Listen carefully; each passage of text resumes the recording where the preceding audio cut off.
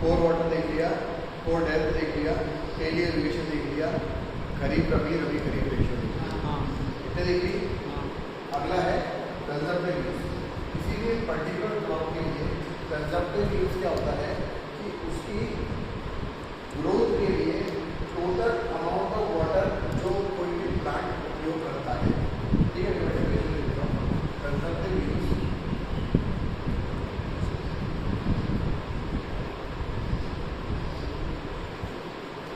For a particular crop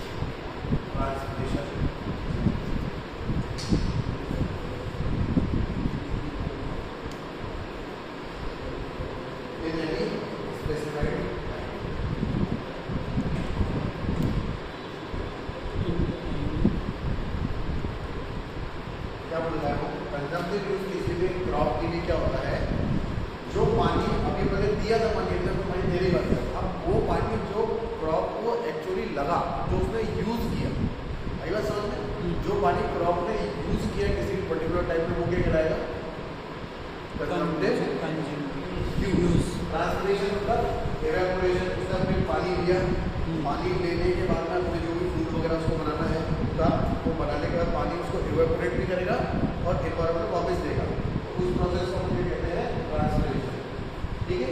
तो transpiration और सभी चीज़ों के लिए जितना भी पानी किसी भी प्लांट ने, किसी भी क्रॉप के प्लांट ने उपयोग किया, वो आपका क्या कहलाएगा, क्रॉप का कंजम्पटिव यूज क्या कहलाएगा, कंजम्पटिव।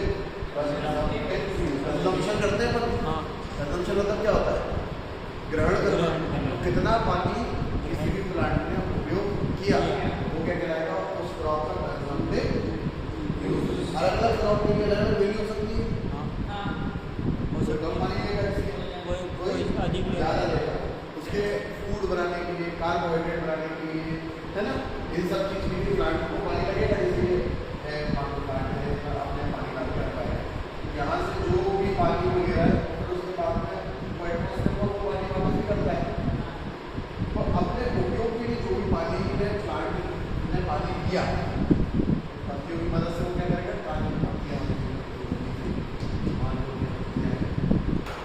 पत्तियों के माध्यम से वो क्या करेगा, ट्रांसपिरेशन करेगा, है ना,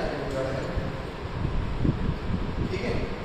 तो वो प्लांट जो भी ट्रांसपिरेशन अपने उपयोग के लिए जो भी पानी देगा उसको अपन क्या कहते हैं, प्लांट का या किसी भी क्रॉप का कंजम्पटिव यूज, या इसको एक शब्द में बोला जाता है इवेपोट्रांसपिरेशन।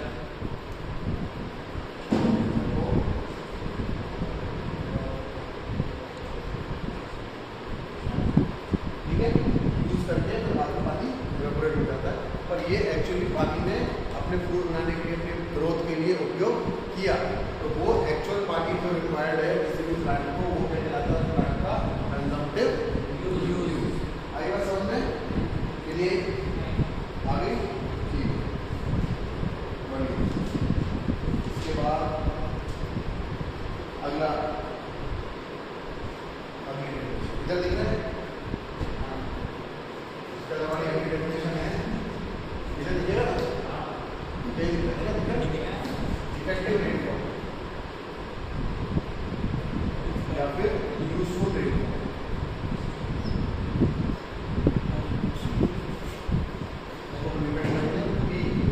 ठीक है, ये क्या होगी, जैसा नाम बोल रहा है कि भैया वैसी रेनफॉल जो एक्चुअली जब प्लांट ग्रो कर रहे थे तब वो गिरी, और गिरने के बाद में प्लांट के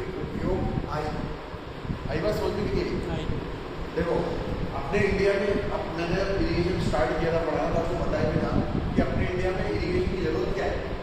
ज़रूरत इसलिए क्योंकि 12 महीने पानी नहीं गिरता और पानी उतना नहीं है जितना प्लांट को चाहिए। तो जब पानी गिर रहा है तो गिरते गिरते वो क्या करेगा, प्लांट के कंजम्पटिव ट्रांसपोर्टेशन नीड्स को सेटिस्फाई करेगा। तो जितने पानी ने एक्चुअली उसके पानी के कंजम्पटिव नीड्स को सेटिस्फाई किया वो आपको कौन सी रेट पर मिलेगी, इफेक्टिव रेनफॉल, यूजफुल रेनफॉल। क्योंकि वो रेनफॉल क्या हुआ, पेड़ पौधों के बढ़ने के काम आई बात समझ में कि नहीं आई आगे। अब जैसे मान लो अगर पानी गिर नहीं रहा तो यूजफुल रेनफॉल 0 है, और मान लो पानी ऐसी जगह दे रहा है एक भी पेड़ नहीं है तो भी यूजफुल रेनफॉल 0 है। और पेड़ का मतलब क्रॉप्स, ये पर सिर्फ क्रॉप्स के संदर्भ में बात करते हैं। आगे बात आगे हो गया, आगे देखे कैसे लग रहा है, थोड़ा सा जो है ना कंजम्पटिव यूज पहले समझा कि जो एक्चुअल पानी चाहिए, जैसे ये इसका कंजम्पटिव यूज चल रहा है, ये पानी पी रहा है, इसको जितना पानी चाहिए ये उतना पी रहा है। कोई एक बाल्टी डाल देंगे तो चाहिए तो 1 बोतल ही, है ना। अब मान लो बारिश गिर रही है, जैसे हम खोल लिया, जितनी बारिश का पानी इसके मुंह में गया तो वो इसका यूजफुल पानी है। और पेड़ के हिसाब से बात करें तो वो जितना पेड़ को लगा वो यूजफुल है। टोटल पानी में से जितना पानी पेड़ में कंजम्पटिव यूज को सेटिस्फाई करने के लिए लगाया वो क्या कहलाएगा आपका यूजफुल।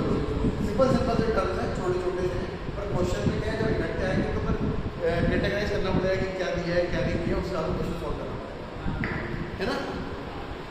अभी जो ड्यूटी डेटा वाला क्वेश्चन आया था जो पहले, तो उसमें 2 ही चीज़ें लिखी मेरे ख्याल से, डेटा था और बेस पीरियड था, तो आसान था। पर अगर 3 4 5 चीज़ें रहेंगी तो कुछ शायद कन्फ्यूजन हो सकता है। इसके लिए याद रखना जरूरी है ना, it is that part of rainfall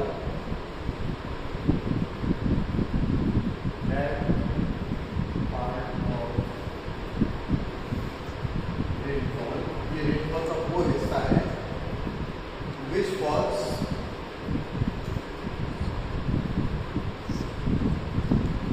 during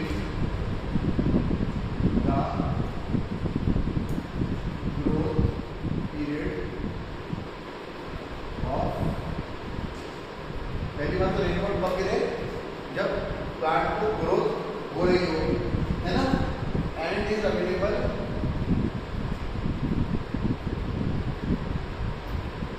to meet consumptive use, या फिर इवेपो कंजम्पटिव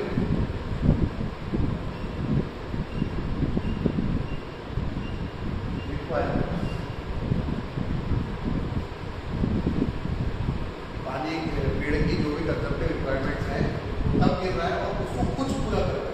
हो सकता है पूरा भी कर दें, जितनी जरूरत है उतना ही पूरा कर दें, पर हो सकता है कम भी पूरा करें। पर जितना भी पूरा करेगा, जैसे उसको 100 चाहिए उसको 60 दे दिया, हो सकता है 100 भी दे दे, पर जितना भी देगा वो किस में आएगा, उसे अपन कहेंगे इफेक्टिव रेट।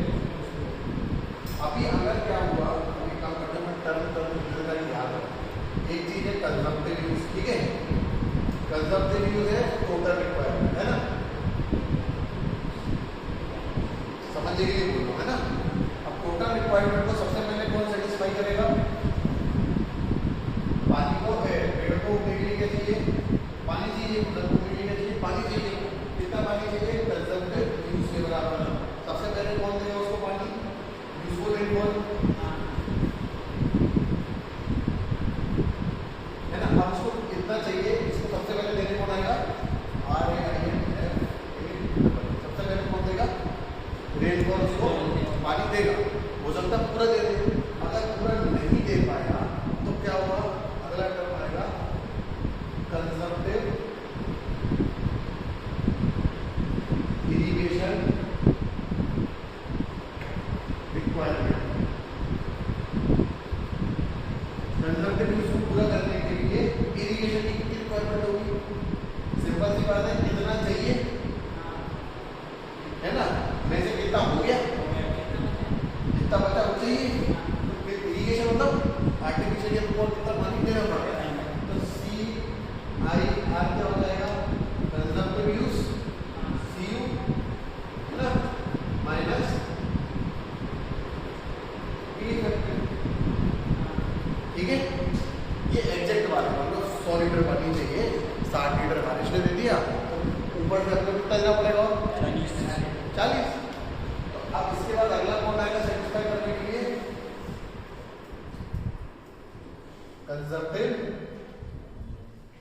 इरिगेशन रिक्वायरमेंट है ना। ठीक है, अब देखो कंजर्वेटिव इरिगेशन रिक्वायरमेंट अपना हो गया। अब कंजर्वेटिव इरिगेशन रिक्वायरमेंट में मुझे पता पड़ेगा कि हमको एडिशनली कितना देना है, पर एक चीज होती है नेट इरिगेशन रिक्वायरमेंट।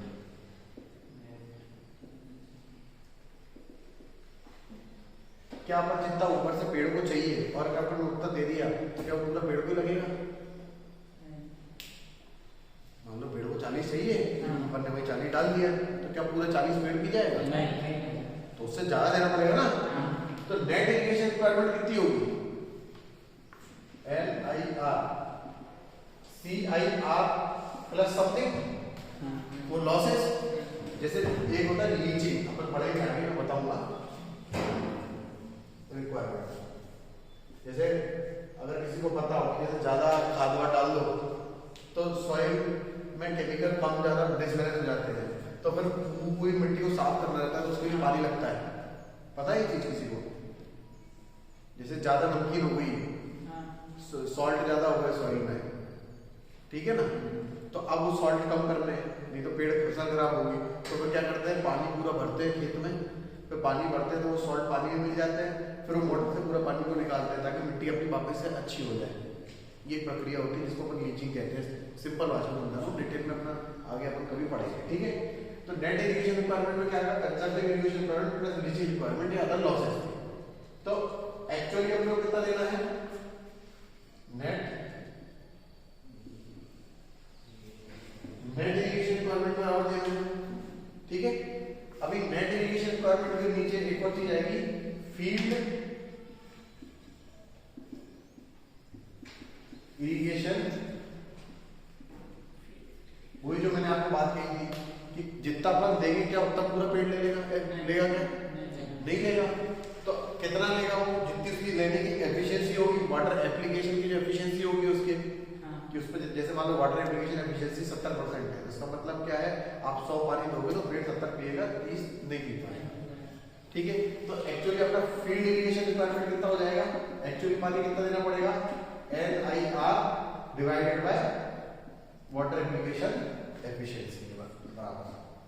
इतना बढ़ा के देना पड़ेगा, जैसे एफिशिएंसी 70% है तो 0.7 से डिवाइड करोगे तो वैल्यू बढ़ जाएगी वापस से, और तो फील्ड में और ज्यादा पानी देना पड़ेगा। तो नेट इरिगेशन रिक्वायरमेंट के नीचे क्या आएगा, FIR फील्ड इरिगेशन रिक्वायरमेंट, ठीक है। अब फील्ड इरिगेशन रिक्वायरमेंट के और आगे क्या आएगा, ग्रॉस इरिगेशन, REQUIREMENT, ठीक है। ग्रॉस इरिगेशन रिक्वायरमेंट एक क्या होता है, जैसे एप्लीकेशन एफिशिएंसी बताया ना आपको मैंने, एप्लीकेशन एफिशिएंसी मतलब खेत में कितना पानी दिया, पेड़ों को कितना पानी लगा, एक्चुअल रूट जोन डेप्थ तक कितना पानी गया। पानी डायरेक्ट खेत में देते हो क्या? पानी कैनाल से आता है, कैनाल डैम से छोड़ते हो, तो कैनाल से जब पानी चल के आता है, अब तो पूरा एक एक खेत में जा जाके तो सब देखते नहीं है, अपन पूरे खेत का देख लेते हैं कि ये सभी खेतों में मिला के कितना पानी चाहिए उतना पानी डैम से छोड़ते हैं। अब डैम से पहुंचते पहुंचते भी कुछ पानी में नुकसान हो जाता है, जो कन्वेंस एफिशिएंसी में आता है, वाटर कन्वेंस एफिशिएंसी की मतलब यहाँ से छोड़ा 1000 पहुंचा 900, क्यों? इवेपोरेट हो गया, रास्ते में कोई ने पाइप डाल के पानी डाल दिया, कहीं से लीकेज है, कहीं से कुछ भी प्रॉब्लम हो सकती है ना, है ना। तो जब अपन सप्लाई करेंगे तो एक्चुअली कितना करेंगे, ग्रॉस करेंगे। तो ग्रॉस इरिगेशन रिक्वायरमेंट क्या होता है, FIR क्या, field irrigation requirement divided by conveyance efficiency, क्या, कन्वेंस एफिशिएंसी।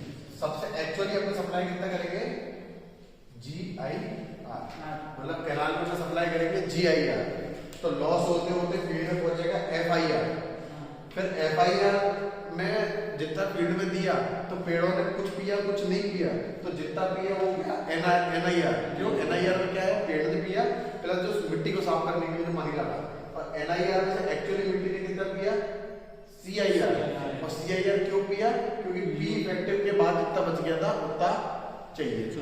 तो इरिगेशन की प्लानिंग अपन कैसे करते हैं, समझ रहे हो। अब ये हल्की सी भूमिका का तुम दिमाग लगा तो जब भी दिमाग में आपको सालों साल से फसल लग रही है, क्षेत्र आप देख रहे हो, आपने क्रॉप का ड्यूटी डेल्टा बेस पीरियड देख लिया, तो आपको ये पता है कितने दिन बेस पीरियड मतलब कितने दिन पानी चाहिए, डेल्टा से ये पता पड़ेगा कितना पानी चाहिए, ड्यूटी से पता पड़ गया कि कितना पानी देना है, कितना पानी देना है पता पड़ गया ड्यूटी से। अब टोटल कितने एरिया में पानी देना है तो उसके लॉसेस निकाल लिए उस फसल के हिसाब से, तो पूरा फील्ड में पानी और क्रॉप को कितना पानी लगने वाला है, ये सभी कैलकुलेशन आप पहले पेन पेपर पर कर सकते हो। तो जितना पानी चाहिए उतना पहुंचा सकते हो, तो पैसे की बचत कर सकते हो, है कि नहीं। तो इरिगेशन में भी है इंजीनियरिंग, है इसमें साइंस।